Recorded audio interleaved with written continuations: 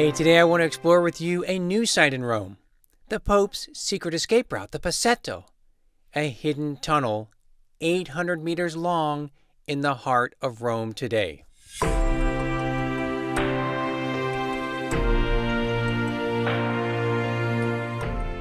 In the shadow of St. Peter's, you got the Vatican, and what connects the Vatican to Castel Sant'Angelo is an amazing Passetto. It's a huge wall that cut right through the Vatican neighborhood.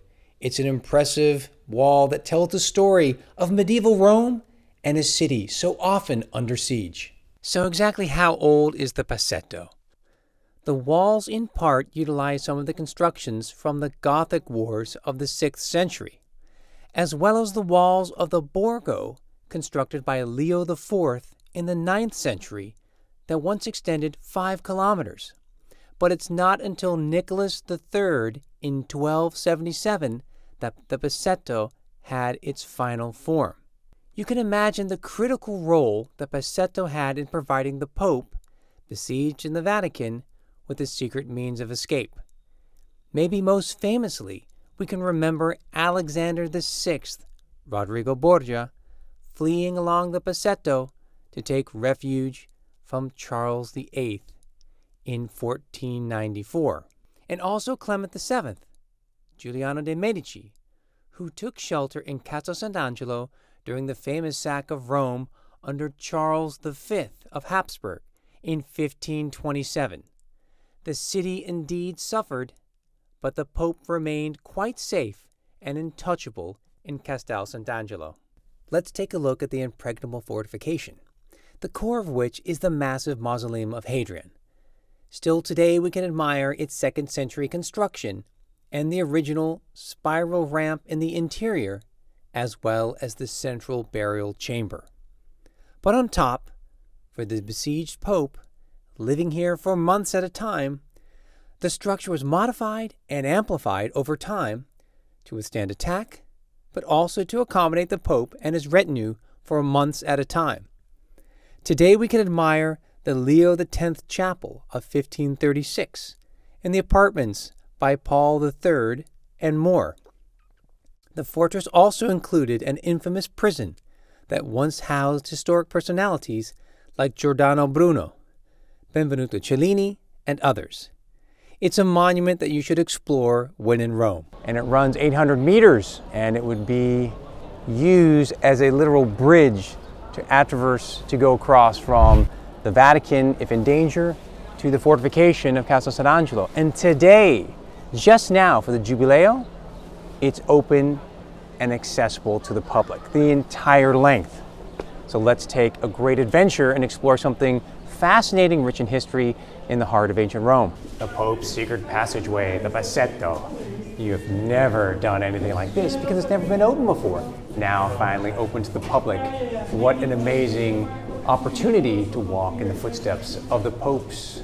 So you can see that we're on top of the walls that lead through the Borgo, this medieval city surrounding St. Peter's.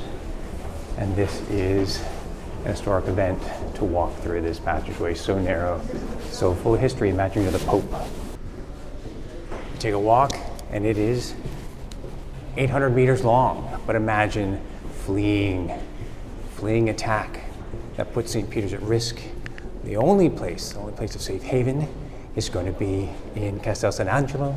Think about it being used as a fortification already in the famous Gothic wars.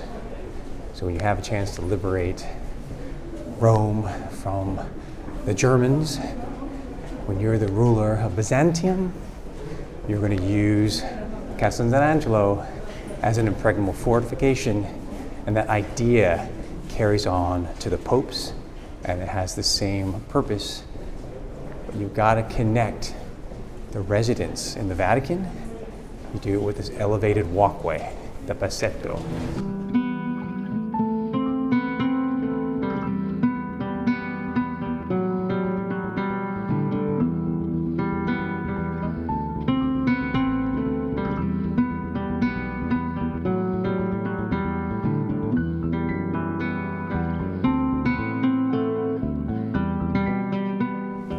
This is an incredible walk in history. This is the Passetto, walking right over the Borgo. Its name, Borgo, Berg, takes it from the Germans that were here and these neighborhoods in the vicinity of St. Peter's. Of course, now what we have is a thriving community accommodating all the tourists. And what we have with this new visit is a way to really connect, to really understand these neighborhoods, understand that residents of St. Peter's in conjunction with the place used for defense. This is Castel Sant'Angelo, the great imposing monument here in Trastevere, the other side of the Tiber River. Mausoleum of Hadrian, used all the way into the Severan emperors. And it's the perfect place overlooking Pons Ilius, which is the bridge that connected to the Vatican in the Middle Ages. This is the place then in the 6th century in the Gothic Wars that you have the construction then of a castle, and that use of the castle is going to continue under the popes. And we talk about the fortifications around here being built up as early as 852 for this passageway, definitely by 1277, and then into the 14th and 15th centuries.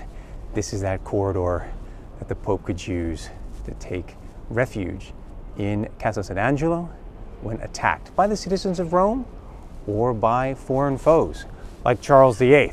Just ask Clement VII. He ran right here for his life, protected by the Swiss guards. This is an incredible place that we can explore still today and enjoy that history.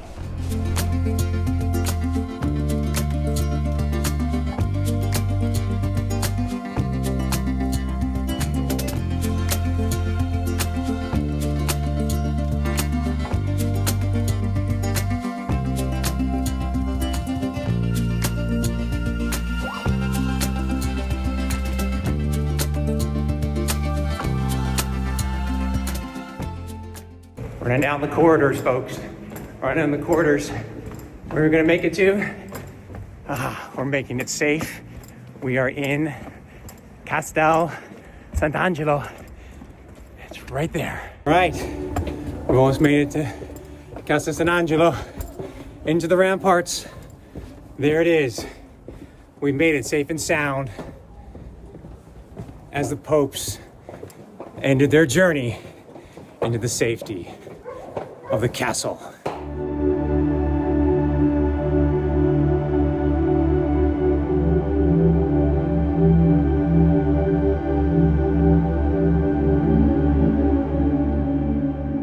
All right, we made it. We're right here at the end of the Passetto.